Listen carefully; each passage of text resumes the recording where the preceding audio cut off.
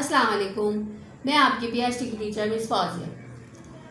आज मैं जो आपको चैप्टर पढ़ाऊंगी वो क्लास 7 का फर्स्ट चैप्टर है, जिसका नाम है ज़मीन की तबई हालत। इस चैप्टर में आप ज़मीन की अंदरूनी साख के बारे में जान सकेंगे, ज़मीन की प्लेटों की हरकत के बारे में जान सकेंगे, ज़लज़ले आने की वजूहात के बारे में जान सकेंगे, आतिश फिशा के बारे में जान सकेंगे। अब आते हैं अपने टॉपिक की तरफ, ज़मीन की अंदरूनी साख। जैसा कि आप जानते हैं कि ज़मीन की शक्ल गोल है और इसका कतर 12,756 किलोमीटर। ज़मीन के अंदर कई तह मौजूद हैं। ज़मीन की तह, ज़मीन के अंदरूनी हिस्सा 3 गोल तहों पर मुश्तमिल है। ये तमाम तह एक मरकज़ा के गिर्द मौजूद हैं। ज़मीन की सबसे अंदरूनी तह को मरकज़ा कहते हैं। इसकी मोटाई 3500 किलोमीटर है। मरकज़ा के ऊपर खौल मौजूद है जो पिघली हुई चट्टानों से बना हुआ है। किशलर्स ज़मीन की सबसे ऊपर वाली तह को किशलर्स कहते हैं। फाल्ट ज़मीन में मौजूद बड़े बड़े शगाफ़ों को कहा जाता है। शगाफ़ कहते हैं गढ़ों को। इन शगाफ़ों की वजह से किशलर्स छोटे बड़े हिस्सों में बढ़ गया है। किशलर्स के ये हिस्से मुसलसल हरकत करते रहते हैं क्योंकि इनके नीचे खौल में पिघली हुई चट्टानें मौजूद हैं।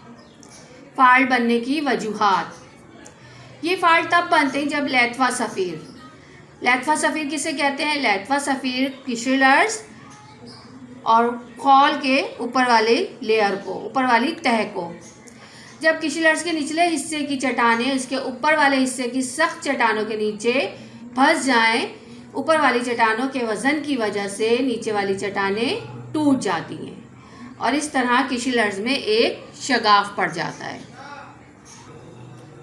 जिसे फाल्ट कहते हैं। फाल्ट बनने का अमल उस जगह होता है जहां किशलर्स कमज़ोर होते हैं। ऐसे इलाकों को फाल्ट जोन कहते हैं। फाल्ट जोन में मौजूद शगाफ को फाल्ट लाइन भी कहा जाता है। फाल्ट और ज़लज़ले, फाल्ट ज़मीन के गिर्द मौजूद किशलर्स के टुकड़े जब आप अचानक हरकत करते हैं तो एक ज़बरदस्त तवानाई खारिज करते हैं। इस तरह ज़लज़ले आते हैं। फाल्ट की इक़साम, फाल्ट की 3 इक़साम हैं: normal fault, reverse fault, transform fault.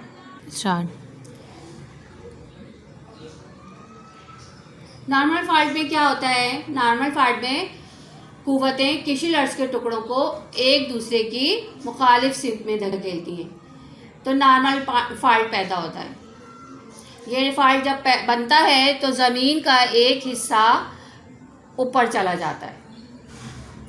Reverse fault, ये फाल्ट तब बनता है जब ज़ेरे ज़मीन कुव्वतें किशलर्स के टुकड़ों को एक ही सिमत में धकेलती हैं तो ज़मीन का एक हिस्सा ऊपर की तरफ चला जाता है।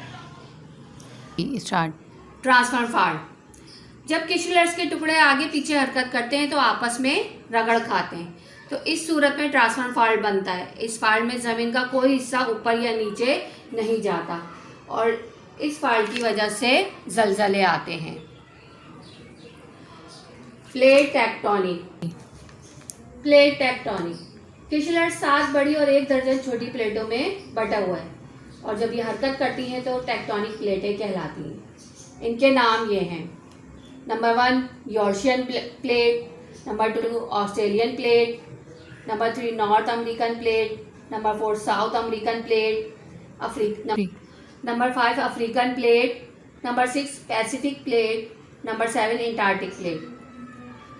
छोटी प्लेटें यूँ तो 1 दर्जन से ज़्यादा हैं लेकिन यहाँ सिर्फ 4 मेंशन हैं।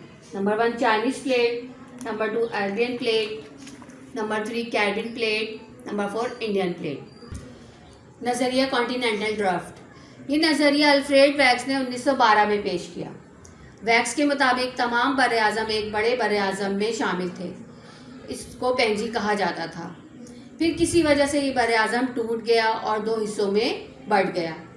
शुमाल में मौजूद टुकड़े को लावेशिया और जुनूब में मौजूद टुकड़े को गोंडवाना कहते हैं। इस तरह टेक्टोनिक प्लेटें वजूद में आईं। इन प्लेटों की हरकत के 2 अहम नताइज ज़लज़ला और आतिश फिशा का फटना है। ये था हमारा आज का टॉपिक। उम्मीद करती हूँ कि आप लोगों को समझ आ गया होगा। अब मिलेंगे दूसरे टॉपिक पे। अल्लाह हाफिज़।